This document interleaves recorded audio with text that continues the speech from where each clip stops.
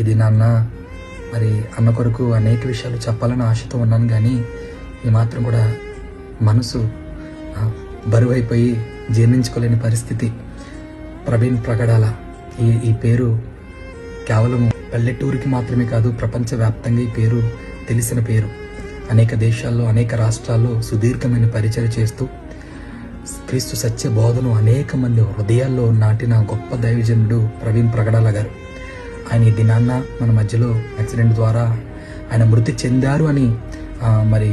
కొంతమంది చెప్తున్నప్పటికీ కూడా వాస్తవానికి అనుమానాస్పద మృతి మాత్రమే. మరి ఎవరు గాయపరిచారు, ఎవరు మరి అన్నని దెబ్బతీశారు మాకైతే తెలియదు, కానీ ఒక రకంగా అన్నకి అనేక సార్లు మేము చెప్పేవాళ్ళం, అన్న మీరు ఒంటరిగా ప్రయాణం చేయొద్దు, మీకు ఎంతో థ్రెట్ ఉందన్న, అనేక మంది మీకు శత్రువులు ఉన్నారు, దయచేసి మీరు ఒంటరిగా ఎక్కడికి వెళ్ళొద్దు అని వెళ్ళినప్పుడు అన్న ఒక మాట అన్నారు, చంపేవాడు ఎప్పుడైనా చంపుతాడు సోదరా, చచ్చిపోయే లోపల కొందరిని ప్రభువులోకి నడిపించాలి, కొందరి జీవితాల్లో సత్యాన్ని మనం నింపాలి, అదే నా స్ఫూర్తి, అదే నా ధ్యేయం అని అన్న చెప్పినప్పుడు చాలా ఇన్స్పైర్ అయ్యాను. నిజమే, అన్న యొక్క కమిట్మెంట్ కానీ, అన్న యొక్క టాకింగ్ కానీ, లేకపోతే ఆయన చెప్పే విధానం కానీ ఏ మనిషినైనా సరే ప్రభావితం చేసే మాటలు ఆయన ఎప్పుడూ కూడా పరిచయం చేయాలి, లేకపోతే చేపించాలి, అనేక మంది యవనస్తులను లేపాలి, అనేక మంది యవనస్తుల్ని చక్కగా ఒక అద్భుతమైన